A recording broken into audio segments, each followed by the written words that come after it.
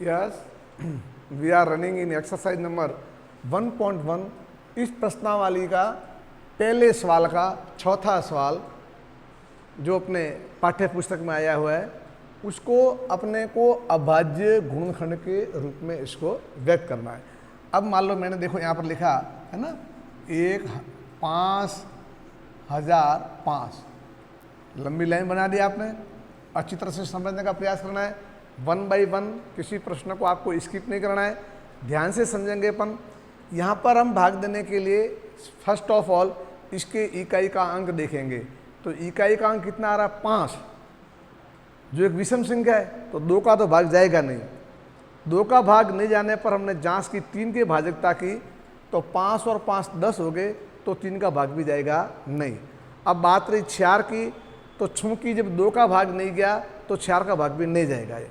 Okay, अब 5 इकाई का अंक 5 है, 100% 5 का भाग जाएगा। हम जानते हैं जिस संख्या का इकाई का अंक 0 या 5 है तो वो हमेशा 5 से विभाजित होती है। हमने यहाँ पर ये भाग दिया। हमारे कुछ बच्चे यहाँ भी गलती करते हैं, भाग भी नहीं कर सकते हैं, छोटी मोटी गलती ध्यान देंगे। 5 का भाग 5,005 में देने पर 5 एकम 5 या कुछ शून्य रहा।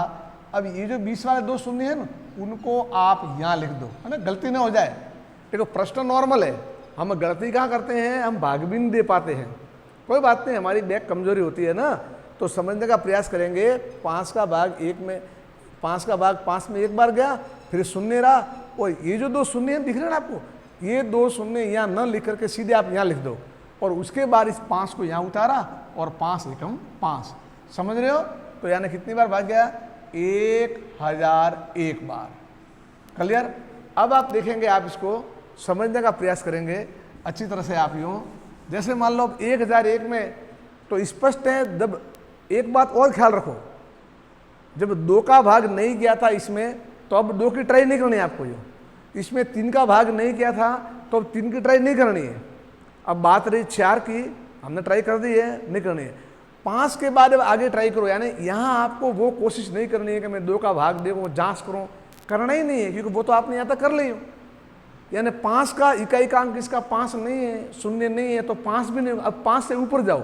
अब बारी आई 6 की, 2 का भाग नहीं गया, 6 का नहीं जाएगा। 7, हाँ 7 का आप देख सकते हो, 7 की ट्राई करो, 7 का भाग जा सकता है।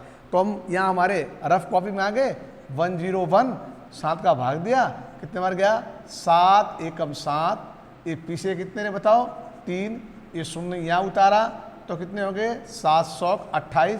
पीछे 2 रे, ये 1 आया और 7 त्रिया 21 और ये भाग चला गया। कितनी बार, 7 से हमने विभाजित किया 143। ठीक है, अब वापस हम भाग देंगे। अब यहाँ बच्चों आप इस बात का ख्याल रखें, हमारे कई बच्चे कंफ्यूजन में होते हैं, फिर वापस वही गिनती शुरू करते हैं, सर 2 का भाग जाएगा नहीं। अरे नहीं जाना है, बस 7 का गया ना। अब आप कोशिश कर सकते हो ज़्यादा में ज़्यादा, ये 7 का भाग गया, 7 के भाग की ट्राई कर सकते हो। 7 से नीचे तो चेक करना ही नहीं आपको। 7 का भाग देने की कोशिश की तो 7 एकम 7 है ना, 7 दूनी 14 नहीं जाएगा। अब 8 का प्रश्न ही नहीं है, 2 का नहीं गया तो 8 का जाएगा भी नहीं, 9 का भी नहीं जाएगा। क्यों?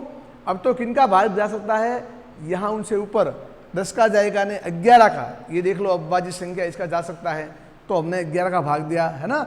11 एकम 11, पिछले कितने रे, 3। 11 त्रिया 33, कितनी बार गया, है ना, 13 बार। 11 त्रिया 33, हासिल के 3, समझा।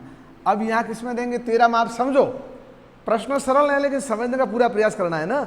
अब हमने क्या समझा, अब यहाँ को 2 3 4 6 8 8 9 10 में जाना ही नहीं है, ठीक है ना। अब 11 से ऊपर ही जाओ आप, यूँ तो कितना गया, 12। तो क्योंकि ये तो हमारी सम संख्या है या कोई भी बोलो। अब इसके बाद 13, तो 13 का भाग जाएगा और कितनी बार गया, 1 बार। हमने वापस वही लिखा है यहाँ पर, 5005 इज इक्वल क्या लिखा है, 5 गुणा 7 गुणा 11 गुणा 13 मल्टीप्लाई 1, और यह आपका आंसर है। इस तरह से 5 × 7 × 11 × 13 × 1, इस तरह से लिखना है आपको और व्यवस्थित करना है ना। चलिए